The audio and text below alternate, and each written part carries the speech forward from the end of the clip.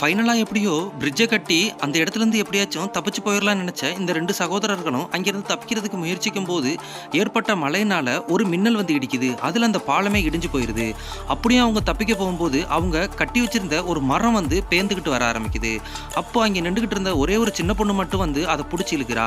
அதை பார்த்த அந்த ஊர்ல இருக்க எல்லாரும் வந்து அவங்களுக்கு ஹெல்ப் பண்ண ஆரம்பிக்கிறாங்க. அந்த 2 சகோதரர்கள்ல ஒருத்தன் மட்டும் எப்படியோ பாத்தீங்கன்னா அந்த பாலத்தை கடந்து இன்னொரு பக்கம் போயிடுறான். ஆனா இன்னொருத்தன் வரும்போது அந்த பாலம் ரொம்பவே டேமேஜ் ஆயிடுது. அதனால அவன் அந்த பிரிட்ஜ்லயே பாத்தீங்கன்னா இடையிலே மாட்டிக்கிறான். அவனும் அவனோட கையை நீட்டி அவனோட பிரதரோட கையை பிடிக்கலான்னு ட்ரை பண்றான். ஆனா அவனால முடியல. ஒரு கட்டத்துக்கு மேல அந்த பிரிட்ஜ் வந்து ரொம்பவே கீழே போயிருச்சு அப்படின்றத தெரிஞ்சுக்கிட்டவன் அவன் முயற்சி பண்றதை கைவிட்டுறான். திரும்பி பார்த்தா ஃபுல்லா நெருப்பா இருக்குது.